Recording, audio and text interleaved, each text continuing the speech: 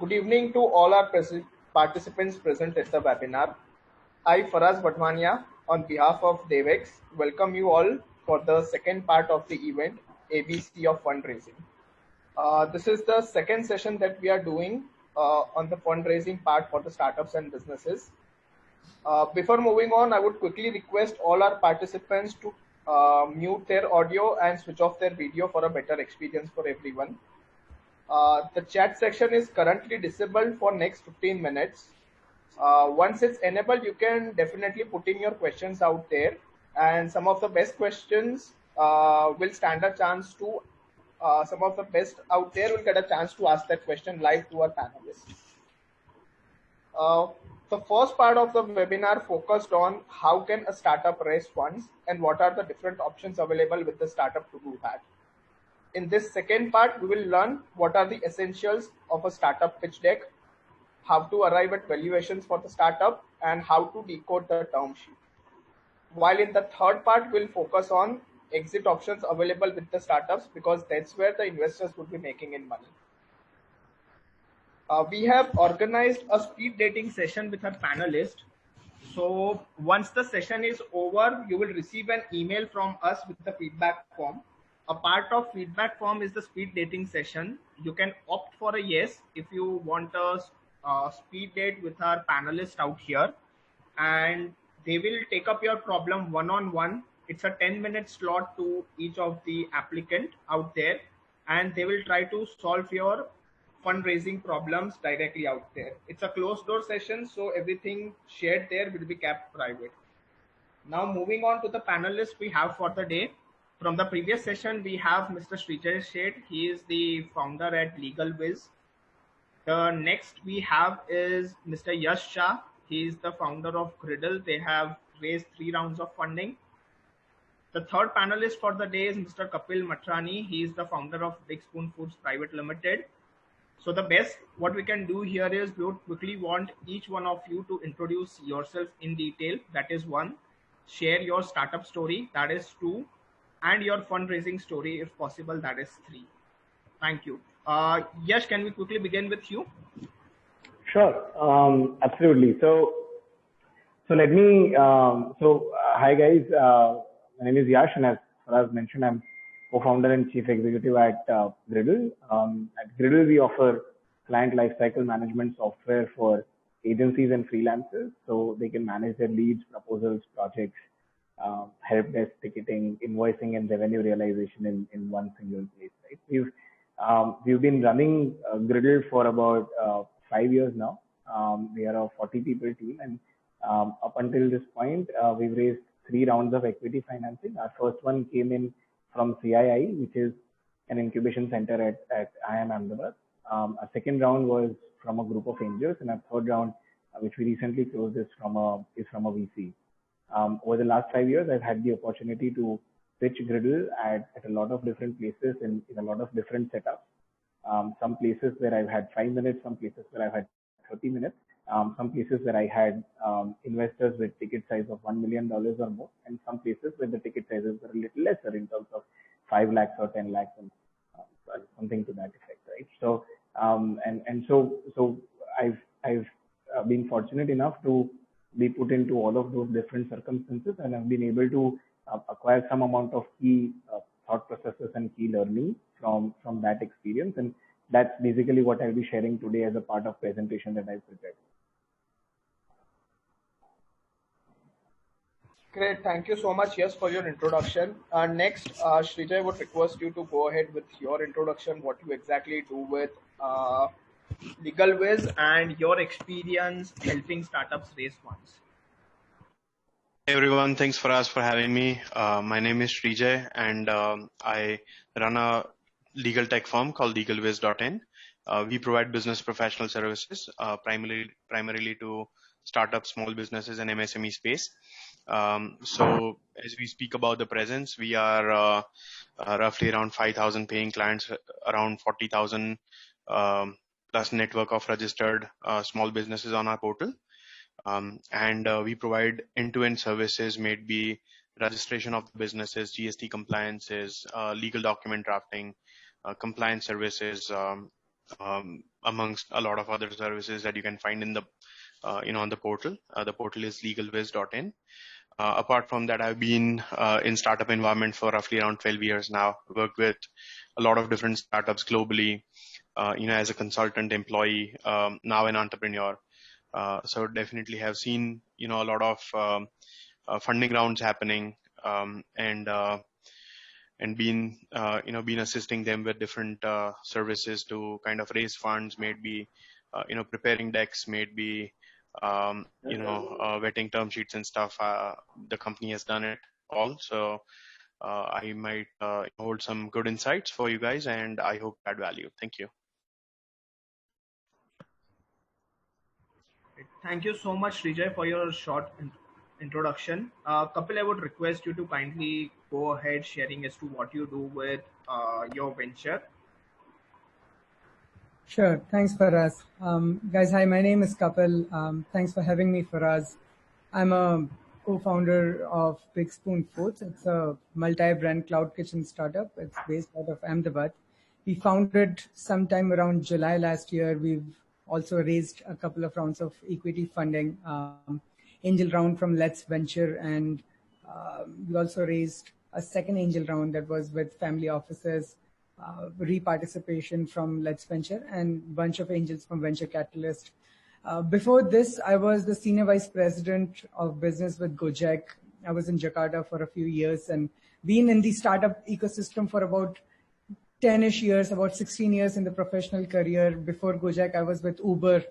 I was leading country business for Exchange India, which is the leasing division for India, South Asia largely, and for Singapore. Right now, our focus is to take Big Spoon largely to across India and maybe to a few more countries outside. And we are in the process of raising a pre-series A. I'd love to speak to you guys later today and then take up questions. Thank you so much, Kapil, for your quick introduction. Now I would request Yash to kindly go ahead with your part of understanding for the startups for the day, and then we'll shortly take up the other two panelists and their understanding about the fundraise. Over to you, Yash. So thank you, Faraz. So are you able to see my screen? Yes, we are able to see your screen. Perfect. So basically, I had some time to put a presentation together where I had put in all some of the tips and key thought processes that we acquired while we had pitched to different investors at different stages and in different scenarios, right? Before we actually go into it, I'd like to firstly just, I know we've done the introduction, so just a quick background. So before I started working on Gridle, I did actually mechanical engineering, and I worked as an investment banker for about a year and a half.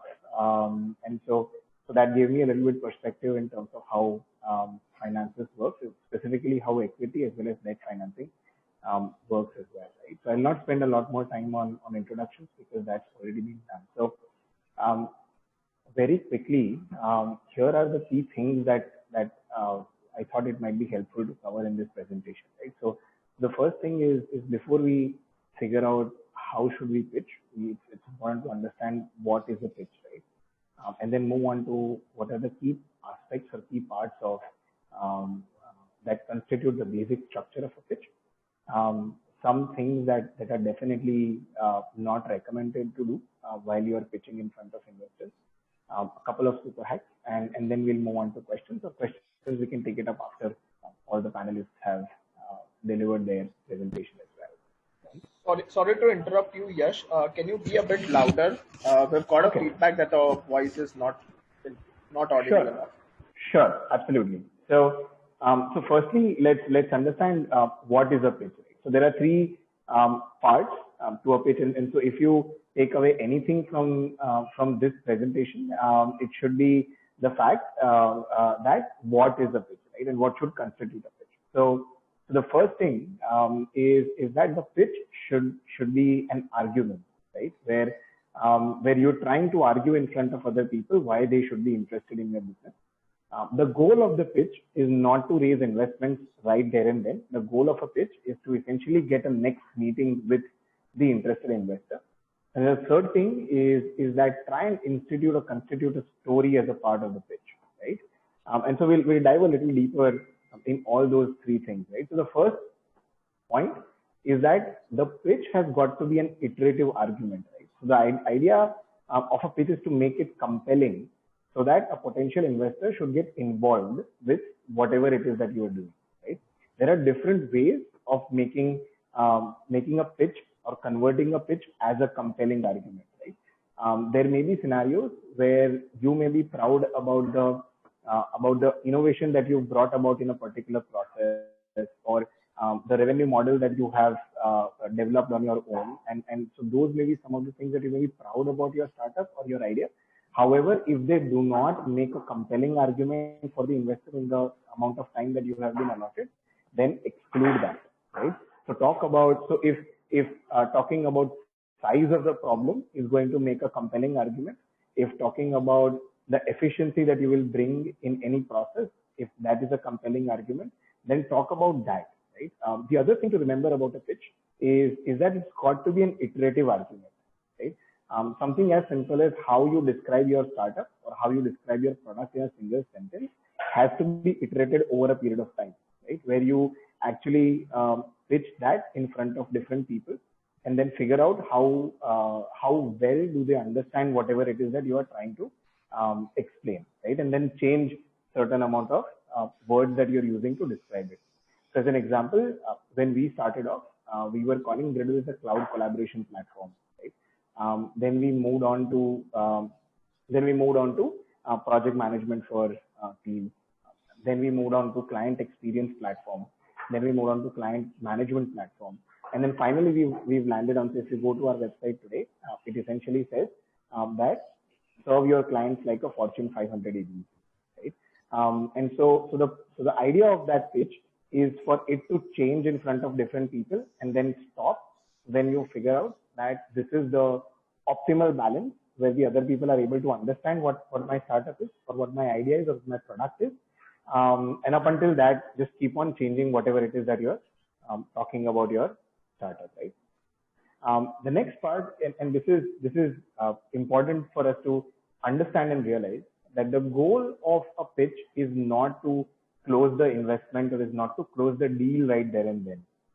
The goal of the pitch is to generate enough interest so that the investor who's interested asks for another meeting, asks for a lunch, asks for a coffee, calls you at their office, and so on and so forth, right? So the pitch is a vehicle to the next meeting. And this is something that we'll be covering at a later part also, is it becomes important because a lot of times what people say is, how can I explain my business of 3 years in 10 minutes? How can I explain the idea that I've had for 5 years in 5 minutes or 7 minutes? Well, you don't have to do that, right? Your goal is to generate interest so that there's another meeting which is an hour long or 2 hours long or 3 hours long, right? And so include only those details which will get you the next meeting. Rest everything else, cut it out, right? So as an example, in a pitch, if it is important to show how good of a team you guys are, then include a little bit of your history and that's it. Don't talk about things like, whatever you've done for the last 5 years together. Don't talk about how your education has helped you to get wherever you are. Don't talk about how your experiences help you get where you are. If the compelling part of getting to the next meeting, it's important for you to show how the team is great, then only include those relevant details, and so that you'll be able to get to the next meeting. The third part is that figure a way wherein you are able to create a pitch as if it's a story, right? Build a scenario, explain a very simple use case, include your competitors into that story and make it personal, right? So as an example, whenever we would pitch Gridle, we would not talk about 80,000 agencies in India or let's say 5 lakh freelancers in India are facing this problem or whatever, right? We'll actually take up an example of a particular agency, right? So we'll actually start our pitch by saying that imagine if you're running a 50 people services firm. 80% of your cash outflow is going out on salaries of people. These people are using 4 or 5 different tools to work together. They're wasting 28 man hours, which is 3 to 4 days in a month on just juggling between these tools and platforms. Now imagine if you're there, you're not able to get a concise view of what is happening in your organization. You're not able to identify what are your bottlenecks. You're not able to identify what are your growth enablers, right? Make it personal. Talk to them, right? So keep on referencing them, build a use case, build a scenario so that they can feel the pain of the problem that you are trying to solve, right? And create a story around your pitch, right? If you are able to, if you already have customers, and if you're able to include a couple of your customers in that story, then nothing like it, right? If you're at an idea stage, then you can build up a scenario. But if you have a customer, then create a customer story, because that is what actually engages with the investors when they are sitting there listening to you, right? So moving on to the second part, which is structure of a pitch, right? What's the typical structure of a pitch? And so of course this structure of the pitch changes at different stages. So you cannot have the same structure when you're raising 50 lakhs versus raising 1 million versus raising 15 million. So this structure is what I've seen work best when you're raising your first or seed round of financing, which is about 3 crores or less. Right? So if you're raising that much amount in equity financing, then about first half of the allotted time that you have should go into talking about the problem and the solution, right? So talking about what problem exists out there in the market, how big is that problem, for whom does the problem exist, how is it being currently solved today, what is your solution, and how will it help them, right? So these key questions should constitute about first half, because that's basically where you got to sell the investor, right? That's basically the subjective part where they've got to agree with you, right? If they don't believe in the problem solution part that you are sharing with them, then rest of the things will not matter, right? So dedicate significant amount of time talking about the problem solution. Post that, talk a little bit about background, right? So talk about what's the size of the market, who all are other competitors, what's your revenue model or business model. More often than not, revenue and business model are fairly industry standard models. So as an example, if you're running an e-commerce marketplace, then you could earn from either advertisements or from commissions on sales. So they're fairly simple and standard revenue models. Just talk a little bit about that in terms of how are you going to be generating money, what size of the market do you have, who are your competitors, and then spend about 20% of the time on sharing factual data, right? So which is the truth, right? So there's no, it's completely objective. There's no discussion over here. This is just data that is being shared with them. So talk about what's your traction right now, how many customers do you have, how many revenue that you, what is the amount of revenue that you've already generated, what's the size of the team, scale of the team, skill of the team, what's your funding ask, how are you going to utilize it, talk about projections a little bit in terms of if you receive the money, then what you plan to do in the next couple of years. Typically 18 months is the time frame if you're looking at seed funding, which is 3 crores, right? So this should be the typical structure of the pitch and the amount of time that you should dedicate to each and every part, right? Now, obviously, if you're raising $5 million or more, then the problem solution has already been established, right? So then I think more conversation needs to happen around fund utilization, strategy, and innovation and business model, rather than talking about problem solution. But at early stages, it is important that you actually sell the investor on the problem that you identified and the solution that you're building. Moving on to the next part, which is what are the things that you should definitely not do, right? So the first thing is try and not go beyond 10 minutes, because more often than not, the scenario where you're pitching your company would be, let's say, at some event where you've been shortlisted, where there are 5, 10, 15 investors who are sitting in the panel and who are listening to you. Over there, they may have heard 5, 7 more pitches, or they are yet to hear 10, 15 pitches after you. And so they don't really have a large attention span, right? So try and see if you can keep your pitch to 10 minutes or shorter, because that will be bordering on the attention span limit, right? The second thing is don't cover everything, right? You don't need to tell each and every aspect, and this is something that I shared earlier as well. You don't need to cover each and every aspect of your business in that pitch, right? So let there be some aspects of your questions that can be taken up in your Q&A as well, right? And the third thing is, and I did this mistake for the first 2 years of Gradle's existence, and I still regret it, because that was the time when I was pitching almost once every 2 months or so. And so basically we'd done about 12 or 13 pitches in the first 2 years of our existence. And we pitched the same thing, right? Which meant that we were not able to get any feedback on what happened if we were able to change the things that we were pitching, or change the description of our product, or change the description of this problem that we are solving, right? So tweak what you are pitching every time until you are able to optimize it, right? And so do not pitch the same thing every time, everywhere. So these are three key things that you should definitely avoid doing.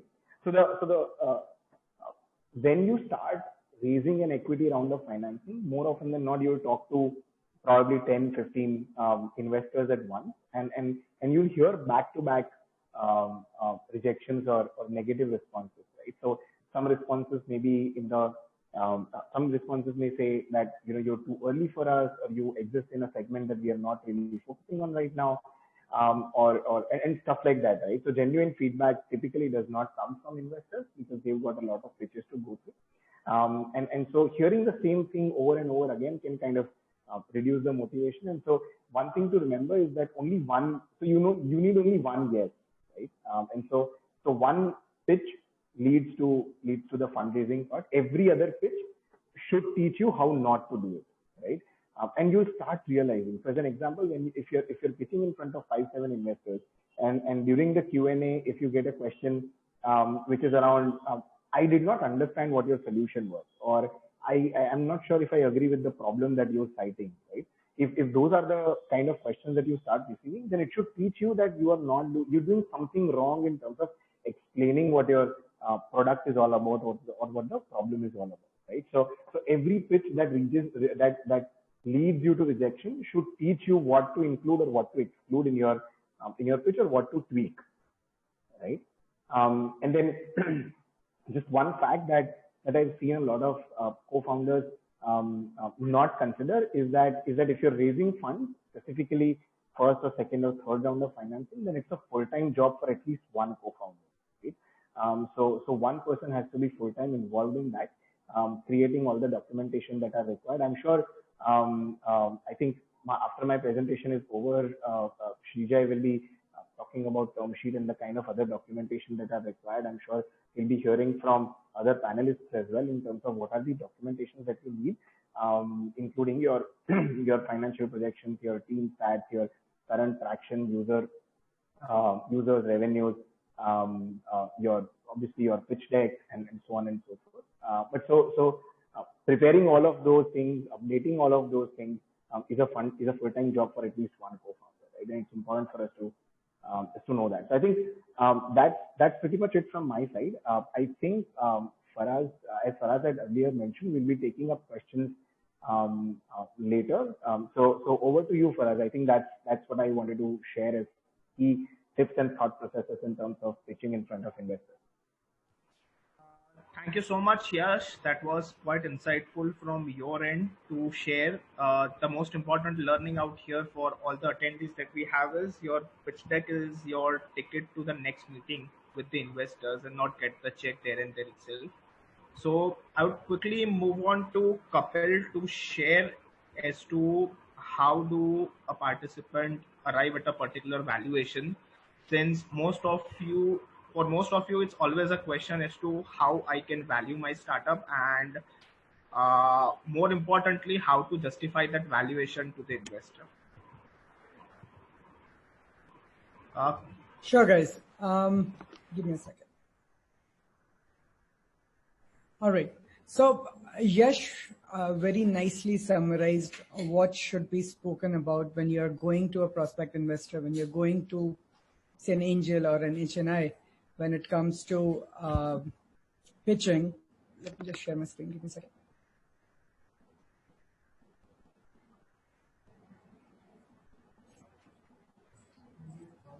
All right. Now, the first part of pitching obviously involves having a business model in place, understanding what your monetization streams are, whether you have an MVP in place or not, etc. But when you've, say, scored a pitch, when you've scored an investors meeting, what is your next step? How do you understand what kind of equity do you wish to dilute? What is your valuation, especially for those participants today that have only recently set up a startup or are thinking about one? It's at the ideation stage, for example. How do you value your startup? Right? I just have a 2-slide deck, and as a background, for my current startup, we've raised a couple of rounds of funding. As I said in the introduction, they're both small rounds, not very big rounds. We've raised less than $500,000 now. Before this, I was with Gojek, and I was also leading their Go Ventures arm, which is a $200 million arm. I was on the executive board. And having interacted with a lot of entrepreneurs in the past, I realized that a lot of new founders do not understand how do we value our firm and what should be the basis, what are the methodologies, is this empirical, is this qualitative, or is it quantitative, etc. Right? All right. So the first slide is extremely basic. This is valuation 101. First, we have to understand what is your pre and post money. How do we even calculate dilution, right? Now, for example, you say you've got a company that's got 1,000 shares with the per share value of 100 rupees. That's 100,000 rupees worth of value. And you're wanting to raise another 100,000 rupees. That makes it 200,000, right? Your dilution would always happen on your post-money valuation. What does that mean? That means that your post-money valuation is your existing value plus the new funds, which makes it 2 lakh rupees or 200,000 rupees.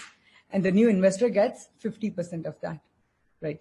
How do we realize which methodology of investment or which methodology of valuation do we adapt? Now, most of the participants, as I've seen in the chat, are early stage or ideation stage startups. So your key stages for me, if I had to simplify it, this is not a manual to valuation, but this is I trying to make it extremely basic. The first stage of startup would be an ideation where 2 or 3 like-minded co-founders meet up and say, hey, this is how we want to set up a company. This is what we are going to do with it. It could be a SaaS startup. It could be deep tech. It could be consumer startup. It could be services, any of those. But we have an idea. So that is an ideation stage startup. Next comes your stage where you have set up a minimum viable product. You have not started selling it yet, but you know what your tech looks like, for example. Or, for example, if it's a consumer startup, this is what your product looks like. If it's a cloud kitchen, this is what your menu and what your, say, for example, butter chicken looks like, if you want to simplify that. From the MVP to your first customer is another journey. A lot of folks tend to bootstrap so that they can maximize their valuation, right? When you're trying to have an investor cut a check to you when you do not have your first customer, you're really trying to dilute a lot of money, right? A lot of equity for very little money. But if you already have your first customer, how do you get it? We'll talk about it a little later. But if you have your first paying customer, in that case, you have an upper hand in terms of valuation. And then comes your 0 to 1, right? What generally to me is a startup is something that is disrupting the market at a pace which would be faster than your usual brick and mortar companies, right? So what does 0 to 1 mean here? Is that, for example, in my startup, if I've set up my first kitchen and my vision to my investors is that I'm going to take this first kitchen to 20 locations, my 0 to 1 is the first kitchen, right? These are the key stages I'm trying to establish. We will come to how we value it in the next slide. What are your usual key metrics, right? Majorly, now we're talking 2020, especially now that we've fallen onto slightly tougher economic times, right? We are looking at EBITDA. We are looking at the bottom line, right? Largely so. We are looking at revenue. We're also looking at growth, whether it's month on month, whether it's same store growth, whether it's year on year, whether it's vertical to vertical, etc. Right? So we're looking at growth. if we were to only talk conventional growth, then we might as well raise debt and not equity, right? What the investors are looking at is a fast growing sort of high revenue startup that has a profitable vision in mind, right? And lastly, we are looking at unit economics. It's a lot of jargon, I understand, but you're looking at ULE, unit level economics, for every product, for every customer, for every center, for every unit you sell or you establish, you have to be profitable at that stage. And if you're burning money, you're burning it for growth and not for operations, correct? Now, what are the key factors that an investor, I'm also a part-time angel investor. I've put in money in about 14 startups now. And what would I ideally look at, or what would my co-investors look at when we are sort of analyzing a startup that we want to invest in? We are looking at a founding team. I agree, everyone who thinks about setting up an enterprise of their own has got the guts, right? But is the founding team complementary? Are they trying to have skill sets spread across 360 within those 2 or 3 people? Also, the investors are looking at if the founding team is more than 2 folks, for example. A single founder team, very rarely, it does get funded, but very rarely gets funded.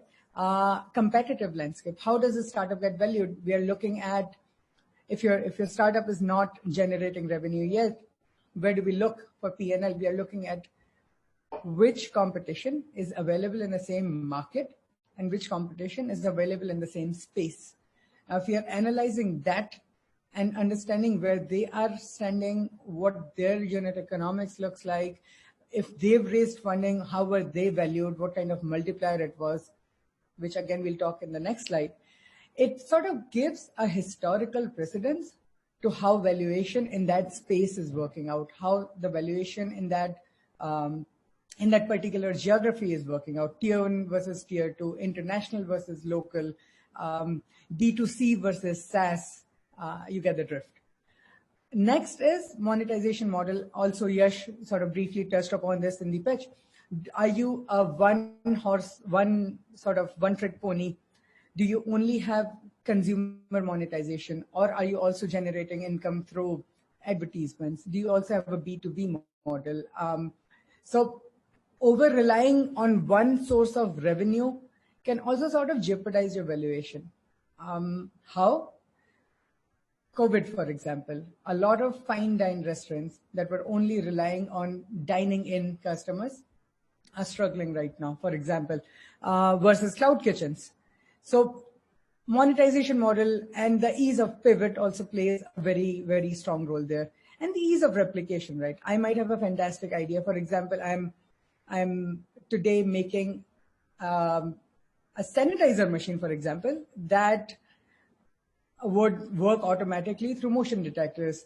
Now, this is fantastic today, but how easy is it for say, a Xiaomi to replicate? How easy it is for a Samsung to replicate? So that might give you a short-run success, but in the mid-run or long run, you are probably having to contend with competitors that are deep-pocketed, that has a wider engineering and research team, and that has got more depth. So having a balance and having USP sort of plays very strongly. In my opinion, most important, depending on what stage of startup you are at in the life cycle, obviously, and which space you are in, you approach the right kind of people. Right? There's a lot of money. There is a lot of equity money available in the market for the correct ideas. I know it might sound cliched, but trust me, lending the first 100,000 is not challenging for those who have their heads at the right places. So what is 3F? It's friends, families, and fools. So the first check to get to the first paying customer, you might want to put in your own 20 lakh rupees or 10 lakh rupees, or you might want to reach out to your friends and family, to people who are willing to back you. Because see, remember, equity is high risk money for investors. If they don't know you, nor do you have a model in place, how do you expect for them to sort of cut a check, right? So when you reach out to friends and families, your valuation might really not matter. Equity then sort of becomes hearsay. You're talking shares and you're talking money and you're saying, okay, how about I take 20 lakh rupees and give you 10%. So that's a lot of on the spot bargaining. Then you get to angel networks and high net worth individuals, so family offices. They're all your seed stage, seed, largely angel round and pre-series A. At that moment, all of what I've said before this plays in your competitive landscape. For example, if you're launching a two-sided marketplace, what kind of marketplaces raised money in the previous 12 months? Are they making money? What sort of valuation, what sort of multipliers they saw comes into action. Then you're talking about VCs and micro VCs. And at this moment, I'm saying, do not reach out these folks too early. As Yash also said, he did not get a VC in, I believe, until his most recent round, the third round. The biggest reason there is they tend to sort of have more rights. They also want to attain a significant minority stake, and they will push you. And they'll obviously push you to a corner, because once you get a VC on board, and if your business is doing well, you have a perennial access to money. And then there are incubators and accelerators. A lot of them have come up. Some of them are fantastic, and they have an established model. For example, if you're talking Fast Forward. Fast Forward is a new initiative by, I think, Westbridge or Waterbridge. What they do is, for a pre-revenue startup, they will take, I think, 15% for $110,000. And for a post-revenue startup, they'll take 10% for $220,000. So they've set the model, the Y Combinators, the venture catalyst. The venture catalyst typically does $500,000 for 20%. So that's a standard $2.5 million post-money valuation, right? Depending on who you approach, what stage of startup yours is at, what kind of team you possess, the monetization model, ease or otherwise of replication, and which geography you are in right now would define what valuation you will get. Obviously, the likes of LegalViz and all of these legal experts help vet a term sheet, as you would be spoken to later in this webinar. And it does come to negotiation, but I would also say at this stage, do not turn down good money. Do not turn down smart money for a matter of couple of percent. Quickly moving on to methodologies. Again, you'll see a lot of jargon on the screen. What I'm trying to say here is, for those who are raising their first or second check, it is mostly valuation by stage. What do I mean by that? Is it ideation? Which means you just have idea on paper, maybe a wireframe of your product or tech, and there's not much in the form of a product. That is ideation. Whether you have an MVP ready, which means your company is established, you have 3 co-founders or 2, however many. I don't want to sort of emphasize on that. 3 is a sweet spot, by the way, from my experience. So how many founders you have, what kind of team you have a company established, you have set up a product or a service, something that can be sampled, tasted, experienced, or shared. That is a second stage, or MVP. Number 3 is your revenue stage, where you have your first paying customer that you have organically sort of acquired. And from there you have your 0 to 1 stage, where it looks promising. It's an extremely scalable space. You have a lean team going. The valuation is established depending on who you reach out to. Mostly in India, we are looking at $1 million to about, don't take my word for it, but this is the precedent. I'll say an 80-20 rule. 80% of this falls within this. So about $1 million to about $2.5-3 million is a fantastic valuation at that stage. Next is discounted cash flow. This largely, DCF is largely used for regular brick and mortar firms, but in startups that do not have a lot of historical data, maybe if your company is about 6 to 9 months old, you've bootstrapped, you've gotten your first 500 or 1,000 paying customers. You say, hey, we've got a lot of customer feedback, there's money coming in, etc., and we are probably generating revenue, turning a profit maybe. Discounted cash flow, what it does is, because you do not have a lot of data, It projects the next year to 3 years worth of data in projections of revenue and earnings, and does an internal rate of revenue, right? So this is my internal rate of return, and if 3 years later this is where I would be, I can go in terminology, but I'm trying to simplify this, that if in 3 years this is where I would be placed, what should be my valuation today? That is your discounted cash flow. Then comes a market multiple model or the multiplier model. This is usually for your pre-Series A, Series A, and onwards. Now, when you're raising funds for a Series A startup, they've already raised a couple of rounds, so there is already some baggage to contend with. How well or how poorly you negotiated in the previous stage would reflect on your current stage, right? That is one. Number two, who do you have on your cap table? If you have, again, anecdotally, if you have a Sequoia or a CEF partners on board, you're talking an uptick in valuation, versus if you're getting in a lot of institutional investors. Have nothing against, but all I'm trying to say is a lot of new investors prefer strategic investors on the table already. But what is a market multiple or a multiplier? It is nothing but a multiple of either your revenue or your earnings vis-a-vis what your competitor has or what the competitive landscape has to follow. In these days, a lot of investors would like to talk about EBITDA rather than your GMV. Times are changing, except for maybe in a SaaS startup, which is lean and you do not have a lot of money to burn on marketing, not a lot of money to burn on customer acquisition, rent, promotion, etc. The least adapted model is cost to duplicate. It is still a model that they follow, but cost to duplicate is for those startups that are outliers, that have no sort of historical precedence. They have no competitive landscape. There's nothing to peg against. There's no milestones. So cost to duplicate is what it means, that how much would it take, how much money would it take, and how much man hours would it take for someone to replicate your model. If it's a tech startup, how many man hours, how many programming hours would it take to duplicate it? And obviously it's discounting the fact that you're not talking about revenue generation in the coming months. You're only talking about the status quo today.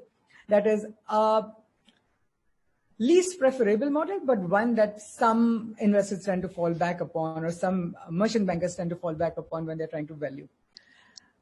Also, today, almost all sort of, I'd say accelerators, etc., tend to also like for an entrepreneur to produce a merchant bankers report or valuers, registered valuers report, so that they also sort of see if you've done your math or not. So it is a wide subject. I'm open to taking questions later, but for now, I think this is good for me to share with you on absolutely 101 of valuations. Thank you guys for us. That's it for me. Thanks, Kapil, for all the, for sharing all the learnings you had, both on the either side, that is either being an investor or a startup that has been raising funds. Now we would quickly move on to the presentation from Srijay, and post that we can take up questions into the fireside chat.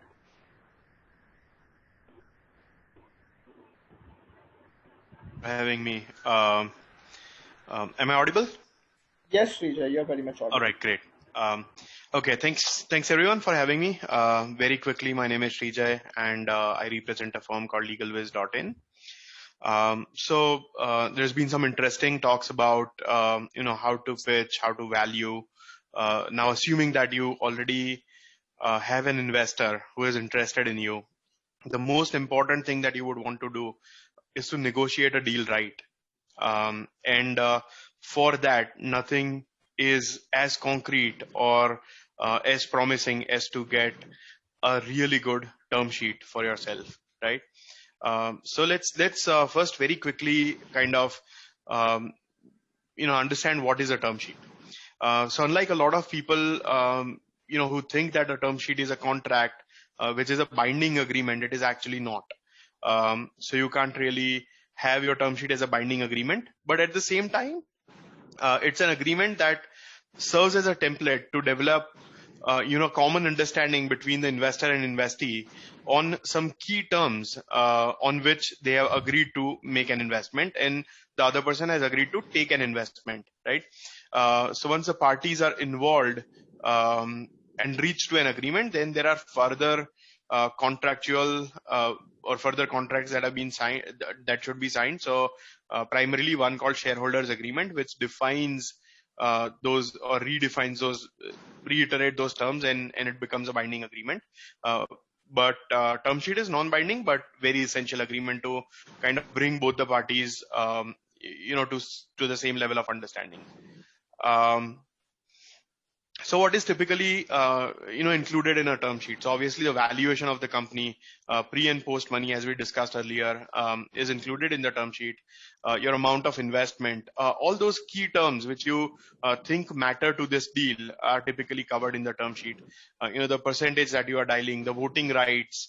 So a lot of times people make an investment deal a lot more about taking and giving money, right? But it is way beyond that. And there are a lot of other things that you inherit as responsibilities, liabilities, or rights when you enter into such financial deals. And some of them are, let's say, how much of a voting right do you have? How much of the management control do you have? What is the liquidation preference that you have? If you have any sort of anti-dilutive provisions that make it to the term sheet. I will discuss these clauses in a little brief, as well. What is the investor's commitment and those kind of things. So primarily, rather than kind of going through a very big laundry list of what should be included in a term sheet, I think the nutshell is anything that you need a clarity on while you are bringing your investor on board. All those things that matter to you and the investor should be clarified over a term sheet. And why do you need that, right? So the first and foremost, even though it is a non-binding document, it is a great opportunity to make something very concrete, which eliminates a lot of misunderstandings that could arise in future, right? So it brings you at the same levels in terms of understanding and what this deal is going to be about. The second thing is obviously when you are raising funds, getting through the due diligence, getting through the company secretarial work, the share transfer formalities, the shareholders agreement itself. All of these things are very expensive affair, and typically for new startups, right? So your term sheet actually makes a good fundamentals. So even before you enter these sort of expenses, it makes it clear whether this is going ahead in a right direction or not. So for that reason also, a term sheet is a very important document. We'll go through some of the very important and key clauses. I'm sure there are other clauses. I'm just, given the constraint of time, I'm trying to cover 4 or 5 here. So one very often talked about called a drag along, tag along clause, right? So drag along is typically, it basically says that if I sell, you need to sell along, right? So I drag you along. So let's say I am an investor or I'm a startup, you are an investor, right? One party sells their stake, the other party is forced to sell or has an obligation to sell at that point of time. So the equity ratio between two of us does not, really kind of change in those circumstances. As opposite to that, a tag along clause typically means that if you sell, then you also have to give me an opportunity to dilute my stake along you as well. So so a tag along clause typically is kind of an opposite of a drag along clause, wherein you say that you get an opportunity to dilute your stake in future to some other investor. You also consider that I'm an equal, I hold equal rights in the company to also come along with you and dilute my stake at that point of time as well. There is an anti-dilution, which I think a lot of investors, want, and it is something to make sure that while you raise other round of or subsequent round of funds, their equity in the business does not dilute, to a dramatic extent. So an anti-dilution clause typically prevents your your early investors to make sure that their equity in the business does not dilute because you go ahead and keep getting subsequent round of funds, which basically makes their standing insignificant in the in the company's capital holding pattern. So typically that is why investor would need an anti-dilution protection. A liquidation preference is something very important, and everybody who is going through a funding round should take it very seriously, because what happens is in early stages, when most of the startups are in a desperation to raise money, even for very lower money, they tend to agree to clauses which makes it unfavorable for them to raise next round of funds, and liquidation could be one of those things, right? So a lot of times your early investors would ask that they should have a liquidation preference. Now their standing in terms of equity and money is very small when you compare that to a larger scheme of businesses, probably 10 years down the road. But nonetheless, because they have a preferential right to liquidate their stake before anybody else could take their money out from the company, sometimes could restrict the possibilities of raising the further rounds of funds, or maybe also kind of taking the company into other financial events like an IPO or whatever, right? So these are some of the things that you should ideally take care of when you're looking at a term sheet. Affirmative clauses or rights is important, because this is going to define how much of a managerial control your investor has in your business, right? So typically anything that is very significant and people want to make sure that an investor has a say in doing certain things, they would have that included in the affirmative rights. For example, amending the company's organizational documents, for example, your memorandum and article of association, right? Which defines what a company can do and not do externally versus internally. Issuing any sort of ESOPs, bonus shares, creating new classes or series of shares, paying out dividends, those sort of things. Any major acquisition or sale of the asset, sale of an IP, all those things, right? They're very, very important to an investor, because they also invest money in your business, understanding your business is going to function in certain framework. So anything that really challenges or tries to alter that framework, right? Those are typically the situations where an investor would want to have an affirmative right to themselves, which is basically meaning that without their consent, you can't do certain activities. Now, obviously, this clause needs to be very nicely understood, right? And what you agree matters a lot, because there could also be a situation where you agree to something that you eventually regret of agreeing, right? So it should not really make it so rigid for you that you can't function freely as an entrepreneur, but at the same time, you have to be cognizant of the fact that they have invested money in your business at the time where the uncertainties were larger. And so there are certain things that they are going to limit or restrict you from doing in future to kind of protect their interests. So again, all these clauses need very balanced approach, and a lot of times it could kind of skew one way or the other. But that is where a role of a professional, kind of really comes in. Then exit rights, obviously, is mostly understood by everybody as whether an investor needs a preferred exit. That means exit before you can exit as an entrepreneur or a promoter of the company.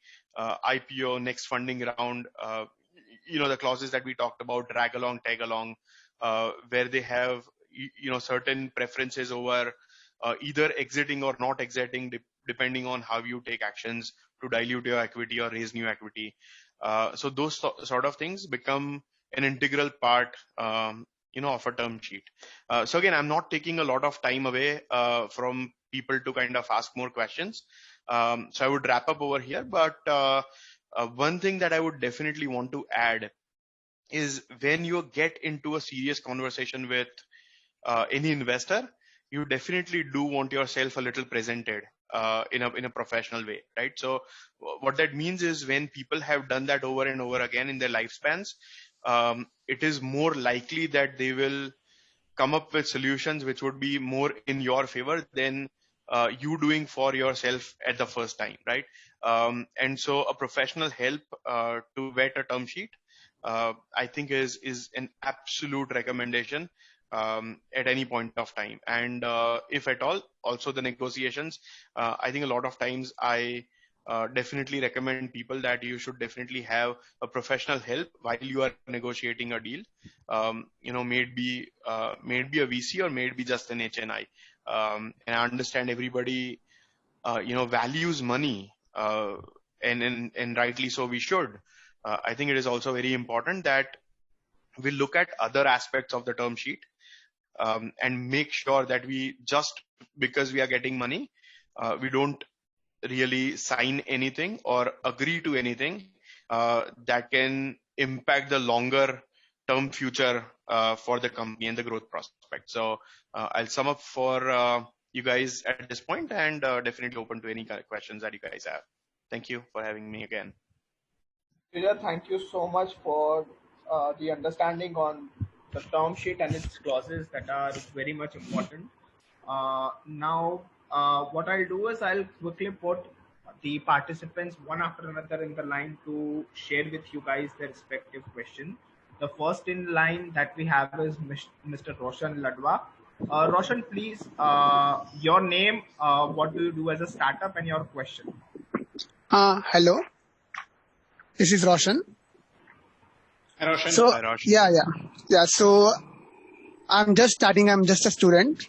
I have few plans. I still have to figure it out.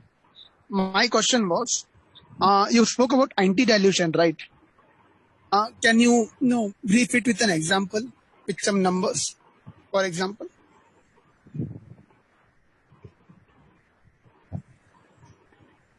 Shrija, it's a question to you. Oh, sorry. Can you take that up? Okay, so the question is, can you share the anti-dilution clause with an example? Yeah, right.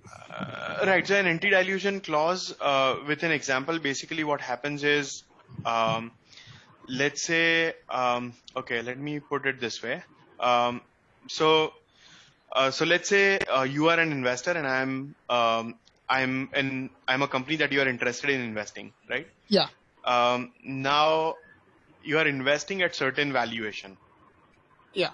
Now let's say in future, I'm going to reach out to more investors, if not today, then in a year, 2 years, 3 years span, right? Yeah. And try and gather a lot more money against equity. Yeah. So what happens is, let's say if today you have 25% equity in the business, right? Okay. But when I go ahead and dilute another 50%, you are already part of that 50%. Yeah, right. So when I dilute another 50%, actually you also have to dilute certain equity from your 25%, right? Okay, so anti-dilution clause basically enables the investor to either participate in the next round of funds, or maybe accrual of or giveaway of some bonus shares, so that their stake in the company remains intact or relatively intact. Okay. So that is what it sort of goes for. Yeah, got it. Thank you. Okay? Yep. Yeah, got it. Great, thank you so much, Srijay. Next, I'll put on line is Mr. Agam Mehta. Agam, please share what you exactly do as a business and your query to our panelist. Yeah, sure. Am I audible? Yes, you're audible, Agam. Yeah, thank you. Thank you for the very interesting session. Actually, this is my first time, and I am currently owning a home automation based product startup. So we are currently 4 to 5 members, including the designer and everything, and we are currently developing the product for it. So my questions are home automation product is not a new product, it exists in market and everything else. So the first issue that I face while I think of raising fund is there some innovative charm, or is there some innovative technology that can't be replicated, or is there anything else? So and on the flip side also, like developing an hardware-based product requires extensive funds and research and time too. So we are currently serious for about 1.5 years and have managed to develop few prototypes and leads too, but haven't have a sellable product as of yet. So there are two questions. I will just like straightly get to them. I was finding out ways to get ourselves funds. So initial this 1.5 years were from government startup funds. So from now onwards, I was thinking of some more serious actions like options for government loans or from incubation centers or private investors for their guidance purpose also. So what are your views of how should I proceed ahead for this? Anyone from the panelists want to take this up? Sure, I'll take a stab at that. Great. Thank you, Agam, for your question. I also saw this in the chat box. Now, home automation falls under largely D2C services. I'll break it down into two parts. Right? One, there are a lot of direct to consumer or consumer tech funds that, for example, DSG, that would love to have a look at your startup, right? Yes. Now, yeah, this is the first part of things. Right? There are a lot of who should you approach right now? Definitely. How much do you want to raise? Where do you want to deploy that? And what part of that goes into, say, research and development? What part of that goes into market penetration, customer acquisition is one part of it. Okay. The second part is what stage of business are you at, right? If you've already acquired a few customers, if you've already launched a few products in either B2B or B2C space, are you working with realtors? Are you working with, say, developers, or what has your approach been? Are you working with, say, co-working spaces? That's also, or a co-living space. Yeah. That's also a very interesting proposition, right? So depending on that, obviously the information that I have right now on your company is incomplete, but if I understand what I understand, it is a very promising space. It is something that you can look towards in the future. There's a lot of smart safety features that are sort of OEM driven, they are part of specifications, etc. So the space is ripe. There's a lot of money in this space. The valuations are favorable. It's mostly a unit economics positive business. Might be niche, but the ticket size is huge. So if there's anything specific, you can, sort of feel free to drop me a line. Faraz can share with you my email ID, my coordinates, and I'll try to help you out there. Sure. Thank you very much, Kapil. Anyone from the fellow panelists would like to add anything to it? I think I'm well covered. Sorry. Go ahead. Yeah, go ahead. No, I was just saying well covered. So I think you can take a stab at. Sure. So the only thing that I might not be able to answer the whole question the way that you put it, but Agam, so I think one of the comments that you made that there are a lot of home automation startups, right? And so, yes. So this seems right for one of the things that I was told, right? And which is that first time founders are obsessed with their product, and second time founders are obsessed with their distribution channels, right? So even though it is the same product, if you're able to distribute it in the sense if you're able to sell it in different ways or scalable ways, then that becomes your competitive advantage, and not necessarily the fact that you also have a home automation startup, right? Okay. And so that might be a good way to think about it. So as an example, instead of going and so I do not understand home automation to be able to recommend to you how you go about it, and so treat this just as an example. But so as an example, instead of going out and selling it to one-on-one to people, let's say if you tie up or work with a real estate developer, that is an innovation, not necessarily on the product side, but on the distribution side. And that's a scalable way of doing it, right? So just wanted to kind of comment on that part, that competition may be there for your product, but may not be there for the distribution channel. That's something that you may want to consider. Definitely. So Agam, is your question answered well? Yeah. Very well covered. Thank you. Great. So next in line is Mr. Ashit Singh. Ashit, I'm trying to put you on. Can you please unmute yourself and ask your question? Yeah, please go ahead with your question. Yeah. First of all, hello to everyone. My name is Ashit Singh. I'm founder of Quick Shop online shopping platform, and since last 2 years we are in the online shopping services. So the big problem is I'm looking to raise the fund, and our platform is just dealing with B2C and B2B model. Okay, so we are in both models, but we are not interact with exact good investors to get the raise the fund. So big problem is that can anyone help me to suggest me or means how I can approach the investor, the real person, because the market is like in the today condition, there are a lot of bad type of the people are also in market who can want to make money. It's like they suggest you to came and मैं आपको बताऊंगा कि Ashit, you can take it up in Hindi, please.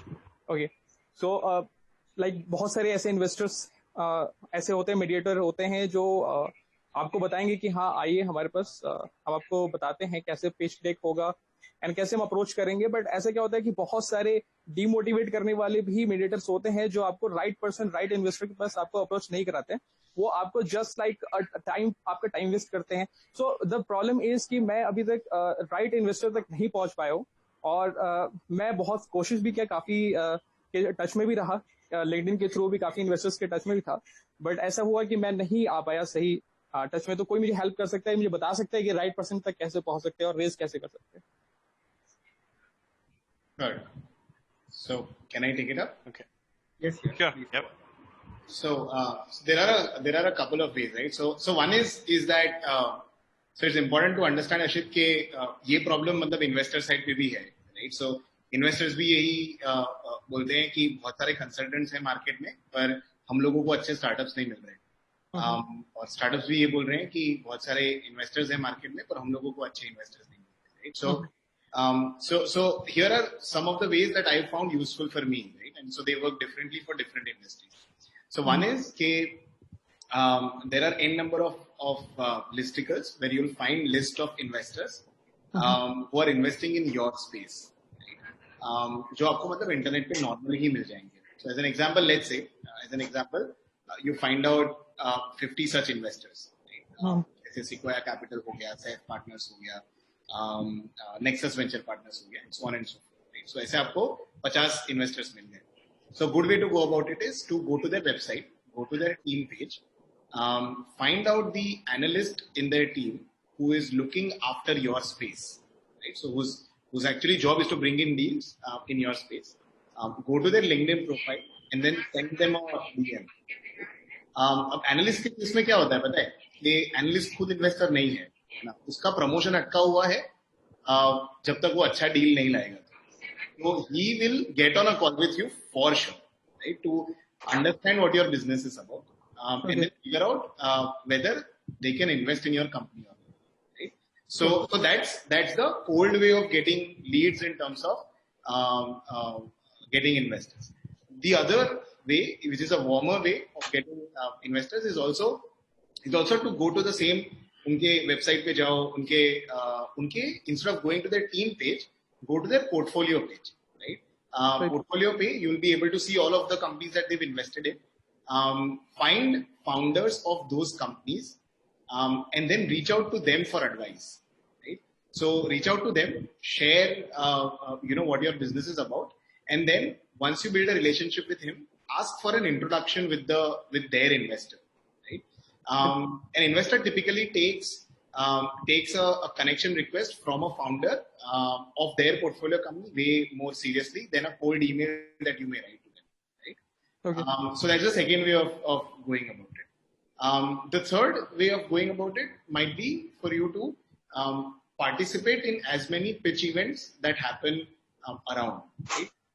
And I agree with you that most pitch events will have investors that are not actually investors, right? They are middlemen, and वो सारे के सारे भी खराब नहीं होते, right? So we've also had good experience and bad experience. So good way of dealing with those middlemen that we've figured out is that they say कि, we'll charge you, let's say 50,000 rupees plus 2% as a success fee. Right? Yeah, right. That's typically like uske around, that's what they talk about, right?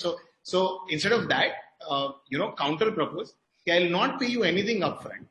I'll exclusively work with you, and I'll give you 3% of the success fee.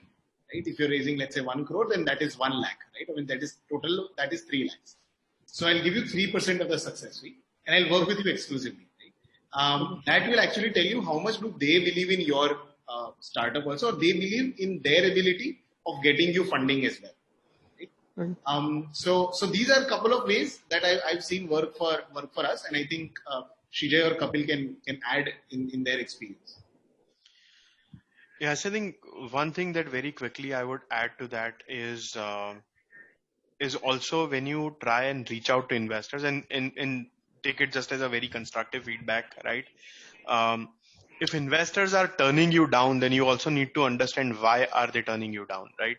And is there a specific pattern or problem that is there, right? Are they looking at more traction, and that is why they are probably saying that you are too much early stage? Are they looking at your your profile and maybe finding out that it is not a good fit? Are they looking at the industry and seeing that it is very competitive, right? So one thing that you need to do is you need to break down and you have to analyze why you are getting a no, right? And once you do that, then you have to start addressing that in your pitch. So rather than that being a justification point post your pitch call, it should be then included in the pitch that why you are different and why they should look at you differently than the other 50 companies that are in the same space, right? Right. So that might probably be a good way of you providing that information upfront rather than that being a doubt in their mind and then it becomes a justification point for you. So that might be probably my 2 cents on that. That is also worthy of looking at, right? Right. So my question is to Yash. Actually, Yash ने मुझे बहुत अच्छा suggestion दिया है. मैं actually उनकी बात से agree करता हूँ. But lastly, I'm in touch with few consultant. So आपने बहुत अच्छा point बताया था कि 2 or 3% वो starting में मांगते हैं. उन्होंने मुझे भी ये कहा था कि 2 or 3% आपसे हम लेंगे. Ashit, sorry to interrupt you. We can definitely take this up during the speed dating session when you apply for it. We'll have to take up a couple of more questions since we have a lot of guys lined up. Apologies for this. Yep. Okay. To the fellow panelists, we have one of the questions from Facebook. The question says, there are a lot of times, even after having initial traction, investor wants to see more traction before joining in. How do a startup handle this kind of situations? So simple answer is moving on to the next investor, right? I mean, so you cannot do anything if you're. So typically situation ऐसा है कि if I don't have any more runway to invest in growth to be able to get more traction right now, so put that deal on hold. If the investor is looking for more traction, तो market तो बड़ा है, open है, and which is okay, right? It is a fair ask from investor side also. Maybe the traction that is there for the startup right now is not. Does not qualify as proof of concept for the investor, which is a very fair ask, right? However, if you are not in a position to get any more traction, then you start talking to other investors. I mean, so that's how you deal with it. There's no way. If the investor has made up their mind that the traction is not enough, which means that the proof of concept has not yet been achieved, then instead of convincing that this is enough, I mean, obviously try to do that, but instead of convincing and trying to change their mind, it's better to approach another one. That's at least what I think. A quick thought from you, Kapil, please. Yeah. Thanks, Yash, for the thought. Right. I've had some different experiences in the past, actually. Now, when an investor says that they want to see more traction, sometimes what they're trying to say is that, hey, I have a different apprehension in my head, right? Which means sometimes we'll have to read between the lines. Why is that amount of traction not enough? Is it because the traction was manipulated? Because, hey, come on, a lot of startups tend to also show vanity metrics, right? Let's address the elephant in the room too. Number one is that. Number two, if you really think that that particular investor is adding smart money onto our books, or if that adds literally great value onto our cap table, or that brings in more investors, I would continue to pursue, very honestly, right? Not taking it away from Yash, obviously we continue to pursue more leads. We speak to a lot of people. It's a huge market. There are HNIs, see, depending on the ticket size you're trying to raise, is it 10 lakh rupees or is it a $10 million check, right? We continue talking to others, but pertaining to that particular question, why that investor is asking for more traction is maybe they have a different question in mind. And if we can reach out to them again, have a candid talk, say, hey, is it really the traction? And if it is, how much is enough, right? So if it is a milestone based funding, even in my previous startup, right? For example, if we raise $100 million, it means the first tranche is, for example, 50 mil, and the other 50 mil is released when you hit a particular milestone. So if a prospect investor is really sold on your model, that is the first stage. Number two, they like your team. Number three, they think they're willing to sort of get into that space. And then they say, hey, I will get back to you when you've hit a certain milestone. You quickly ask them, how much is too much? How much is enough? And then if you have to raise other money, raise only enough to get to that milestone if that investor is your favorite one. Literally, I mean, this is a personal preference, but maybe sometimes more sort of probing helps. Just adding to what Yash said. And the market is huge, obviously. Any quick comments from you, Srijay? I think I definitely agree with that, right? And while it's practically your money, your call sort of a thing, the investor might not budge until it gets to certain amount of traction. It is definitely good to keep them informed, and that is something that I also learned from Yash when he was raising a round of funds. Was all the investors that said no to him, he actually sent everyone a quarterly or a bi-yearly updates that where Gridle is standing today, right? So it might not be the time today, it might not be the opportunity today. If you feel that this is the right investor for you, you should definitely keep in touch with them. Maybe through kind of sending them quick bites every 3-4 months about where you stand now. You never know where it becomes interesting for them, right? And how it turns around. So I think getting and staying in touch definitely helps a lot. And if that's the investor you want to work with, I would definitely recommend not losing touch at least. That can lead to opportunities. Great, thank you so much, Srijay. Next, I'll put on the line Mr. Sumit Mahindra. Sumit, your quick question. Please keep it brief so that a lot of questions can be accommodated. Please go ahead. Okay. Thank you, Mr. Faraz. I hope everyone is audible to me. I have just two quick questions. First, we have been approached by an investor who invested in our competitor startup.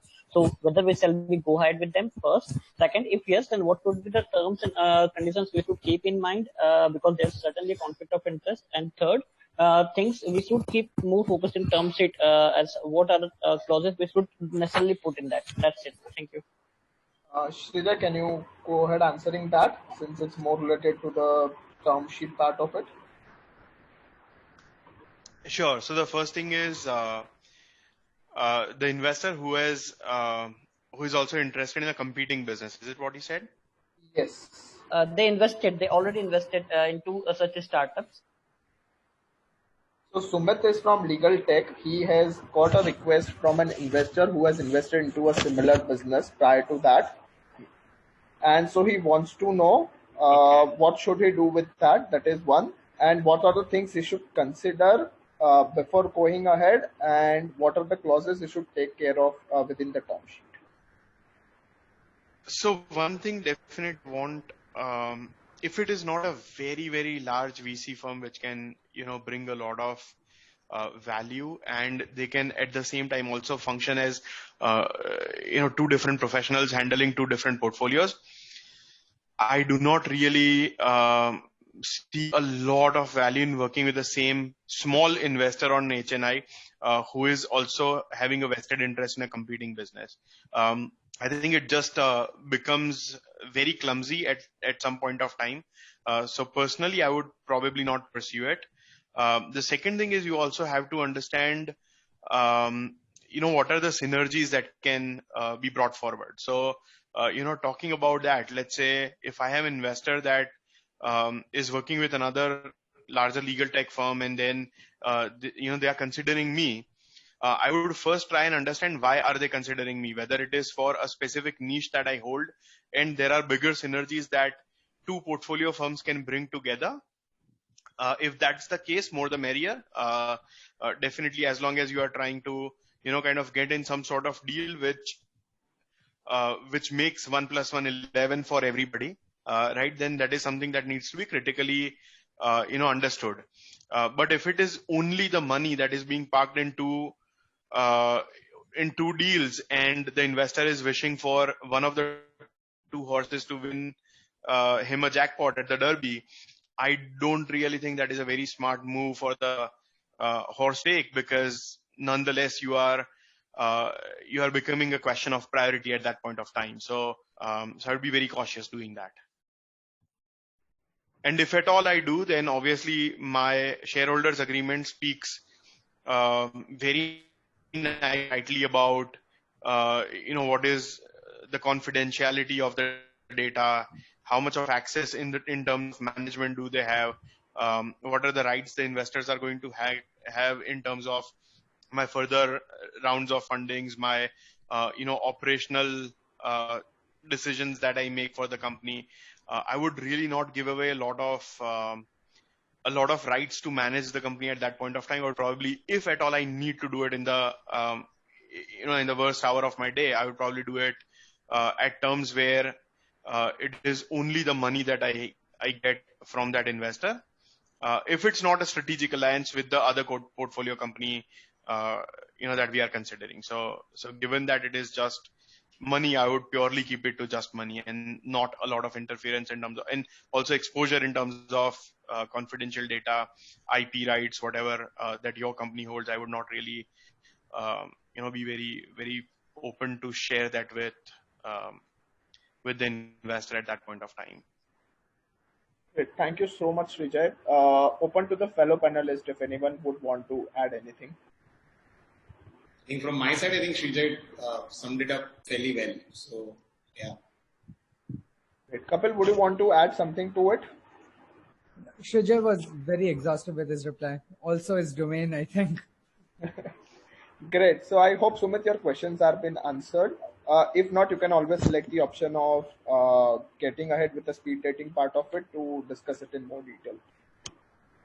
Next, Thank you, sir. It's very well answered. Thank you. Thank you. Welcome. Next, I would request Anurag Datta to go ahead with his questions, please. Yes, Anurag. Hello, am I audible? Yes, Anurag, you are fairly audible. Yes. Yeah, hi everyone. So this is Anurag. I am a founder of a health tech company, FitMeMax. So basically, my question is: suppose when I pitch to investor, I want my tech guy to be called as a co-founder. I want to call him as a co-founder, but there is a friend of mine who wants to join my team as a partner, suppose say as a 50% partner in the company. But what he's bringing in the table is a good amount of money, which I need at the current moment to, have a good flow of sales and everything for the company. And it will be a good number as well to showcase in front of the investor. Now, my CTO, since he is not investing any money into the company, so I am offering him a less percentage of the company to work as a CTO. So how is this like negatively or positively taken from the investor's end? Like the CTO holding less percentage of the company, and CTO is not the partner but the co-founder, which I am calling him. But then my partner is different because he is bringing in the money which I need. So how is this? Because this is kind of jumbled and puzzled as at the same time. But how can this be presented well in front of the investors? Right. I think I'll take a shot at that. So Anurag, couple of questions. Number one, the friend of yours who's putting in money, is he only bringing money to the table or also expertise? He has also several manufacturing units as well. So he's bringing some certain expertise. Since I am into the health tech, he's not bringing that much expertise into this field, but definitely with the sales and some kind of advice. Okay, but not so much. But majorly the money which I need as of the moment. Suppose I am raising 10 crore. I want to raise 10 crores. So his commitment, say suppose, is 3 crores, which is a lot of money, right? Got it, Anurag. No, thank you. And also, since we are running out of time, I'll keep it concise. And thank you for being honest there. Now, there have been a lot of such examples in the past where a lot of single founders have brought in hired co-founders. Rocket Internet has a model in place like that. Growth Story in India has a model like that. Two answers, right? Number one, you bringing your techie friend in as a co-founder who's the CTO for 5 to 10% equity is completely acceptable. A lot of investors would actually appreciate it. This is glorified ESOPs, if I may. There are a lot of startups in India that I do not want to go on record and name today, right now, have brought in hired co-founders. So that is sorted. You should definitely bring in, if there is a lot of tech need, it's health tech, so I'll presume that is the case.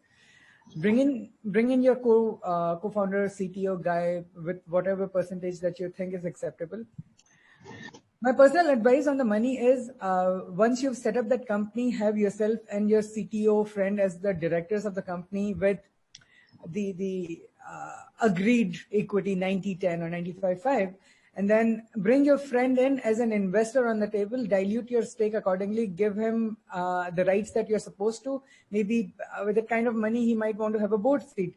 And since you already have 2 co-founders there, so 2 directors, you might want to give your 3CR friend, for the want of a name, a board seat as well. Give him 20-30% as deemed fit, and take it as a funding round rather than having someone who's bringing in money as a co-founder, because this is a long journey, right? And going forward, you might not want to jeopardize this. Investors don't see it poorly. You having a CTO friend as a co-founder for 5 to 10% equity is completely acceptable, has happened in the past, would happen in the future. Thank you, Kapil. Thanks a lot. So just to reiterate, right? So what Kapil, and this was exactly what I was also going to recommend, in the sense that first you incorporate the company along with your CTO friend as a private limited company, and then both of you dilute to bring the investor friend that you have, right? So that it on paper it is a funding round that you're doing, instead of the 3 of you doing it together, or you and the investor friend doing it together and then giving the equity to the CTO friend that you have. So it's super important that you do it this way. It's much better that way. I hope, Anurag, your question has been answered. Yeah. Absolutely. Thanks a lot. You're welcome. Next, I would like to put through Mr. Alpesh Patel. Alpesh, can you please share what your startup does and the question you would want to ask? Hello. Hi. Hello. Yes, Alpesh, you are audible. Audible. Okay. I am working on a B2B fintech payment model to ease the payment between 2 business parties. I am in a field of garment field, but I saw that the payment in terms of bad debts and guarantee are very tough. Recovery for the payment from parties is very tough. So I am working on it to ease solution for B2B transaction. So I wanted to take my idea model to execution model for mentorship and incubators, looking for mentors and incubators. Okay. So what's the question? I'm looking for incubators and mentors who can take my idea stage model to execution stage. So Yash, he fairly wants to understand how he can execute, and some incubators or mentors who could help him in B2B fintech area. Okay. So idea to execution, though, you will have to go, right? So yes. Everything else is there in case I mean, it's there as a support or an enabler.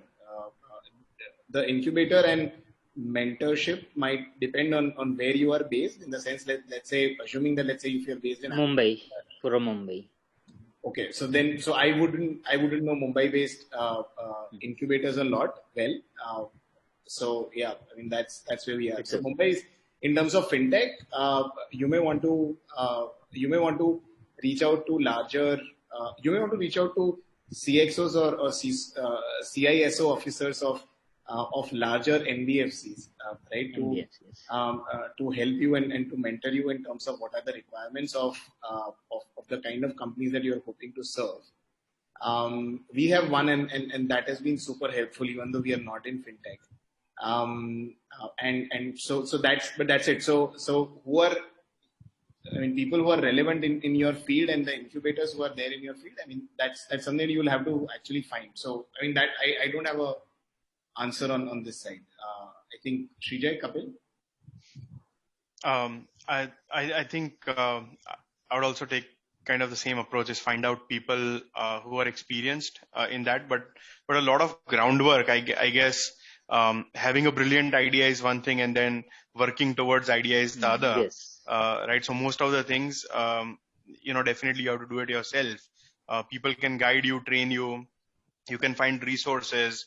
You can hire employees, right? But a lot of times the vision comes from within, and that needs to be developed. So I am working on pitch deck model now and NBFC model for further working, but still required expertise person and funds for execution, so which I am lacking.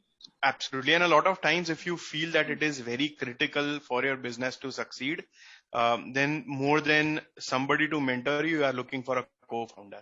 And I think that's another thing to consider is when people from diverse experiences come together, which makes a wholesome experience for the entire business.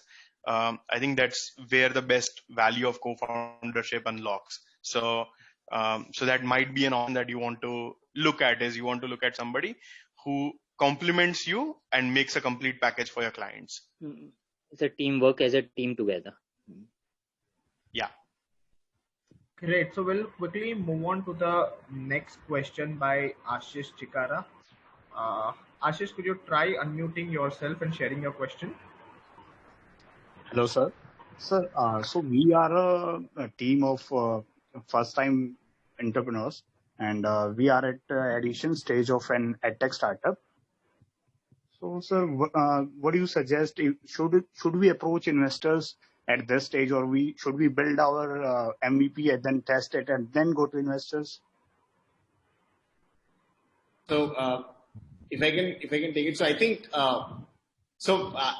my approach is a little different on this, and so of course there are a lot of different approaches. Nothing is right or wrong. But I would actually start approaching so whether this is a good time to start approaching investors or not.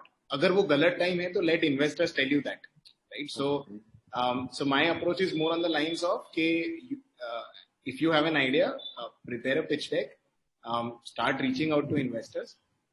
It will do a couple of things. One is it will help you figure out how to actually explain what your idea is. The second thing that it will help you with is that investors will ask you questions that you may not have considered yourself. And so you will actually start thinking about those while you are building your company as well. And as far as whether it is the correct time, if it is not, then the investor will tell you that, hey, this is too early for us, and let's talk about it a year from now, or 6 months from now, or 2 years from now, whatever the case may be. So my belief is that as soon as you figure out that there may be requirement of some amount of funds for you to go from one level to the other, which is your quantum jump, I think you may want to start reaching out to investors right away. Or अगर वो गलत time है तो let them tell you. I think that's what I mean. Okay, thank you so much, Yash. Before we wrap up, I would request all the panelists to quickly go ahead and share a few tips based on your experience that how a startup can raise their first round. Can I have some quick words from Kapil, please? Oh, it's a broad topic, but all I can say is there's a lot of fear in the mind of founders today on being able to lend the first check. Because as I keep saying, there's a lot of money available. There's a lot of investors who are wanting to multiply their funds. No one's doing anyone a favor by investing. Everyone's got their own vested interests. They're doing it so that they can multiply their funds. They can answer the hedges. They can answer the institutional investors, etc. Right? So there is money available for the right kind of idea, the right kind of execution, and the right kind of team. It's not cliched. It's not jargon. Go ahead, develop a right pitch, get the best business model together, understand, would it be adding value to what already exists in the market? Do not try to replicate something because it is already successful in, say, a Western market or a different state or a different founding team. See, if you have the passion for it, and if you have a right business model that you can monetize, and do not go behind, hey, Flipkart raised $15 billion because they could, but back at the time, it was only about creating a niche. That niche is already created now. Today is the day of bringing profits back or making profits sexy again, right? Have unit economics positive model. Please focus on customer experience. Put the best foot forward, reach out to the right kind of money, and it's sooner than you think, guys. That's it. Thanks. Thanks, Kapil, for your insights. Yash, can you quickly summarize your experience from which our participants can benefit? Sure. I mean, so a good way to think about it is that raising funds it could typically take anywhere between 2 months for the best case scenario to 6 months, depending on how much interest does the investor community have in the sector that you operate in, and so on and so forth. So what I would recommend is if it's possible, treat fundraising as a second plan, right? For the first round of funds at least. So as I think Kapil also covered in his presentation, that the first round, see if you can do it by yourself or friends and family, right? If that's possible, for the first round, and investment to be plan B. Of course, there are certain companies where you need massive amount of capital just to start, right? Let's say if you're building, a space company, you cannot raise funds from friends and family. But if it is possible that you can reach to your first milestone, which is your proof of concept, with 10 lakhs, 20 lakhs, 25 lakhs, then try and get there, instead of making fundraising as plan A and full-time activity for all the co-founders. See if you can get to your first milestone and then kind of start looking for raising funds. And again, I've said this, and Kapil also said it. There's large amount of capital that is available in the market, and they also have this as a major problem, right? Where do they get good deals from? So it's not a one-sided problem. So there's significant amount of capital that's available in the market, and it's not difficult to raise funds. However, what I would recommend is if it's the first round, then see if you can support it until you receive proof of concept. Thank you so much, Yash. A quick word from you, Srijay, being an investor and being someone who's aided a lot of startups into raising their fund. So I think one thing that I would always tell people is be worthy of raising funds, and be worthy has a very subjective definition time to time. I think at this point of time, people definitely want to look at some sort of traction or skin in the game, right? So you have to assess what kind of people you are going to for raising funds and what is their definition of you being worthy of that. The second thing is funding is only a milestone and it is not a measure of success. So obviously, keep the momentum going even if you are not landing a funding deal so soon, right? Your numbers should continuously improve so it becomes a better and stronger next pitch for somebody else, right? And finally, the third thing is absolutely make sure that you are ready to take that funding. And ready has two definitions. One is whether your business really needs that at this point of time. Sometimes you think that you just want to raise funds because you want to cash out certain money or whatever. But does the business really need it, right? Some businesses, they are already cash positive businesses, and they might not need funding because they are not growth stories, they are value stories. So you have to identify who you are. And the second thing is, once you raise money, then are you ready to consume that money? Because a lot of times what happens is people end up raising money, but they are not very solidly sure how they are going to spend that money for the next round of growth, right?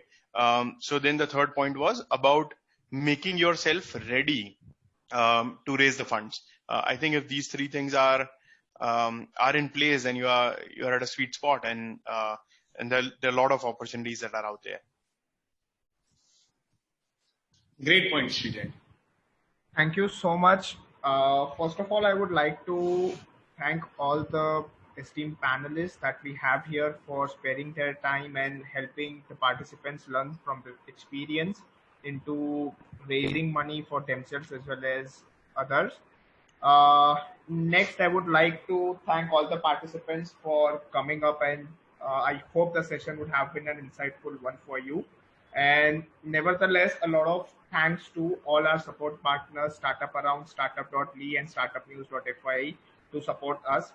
Our team will shortly share an email with you that consists of a feedback form. To avail yourself for the speed dating session, just opt in with a yes, and someone from the team will connect with you and provide you a slot to connect with the panelists that we have out here. So Devek, the third part of the fundraising event we have will largely focus upon the exit options. So see you next time, Saturday, 4 p.m. We'll shortly roll over the registration link as well. Hope to see you next Saturday. Thank you all. Thanks, guys, for having us. Thank you, guys. Thank you so much for having me. Thank you. Thank you for having us. Hi.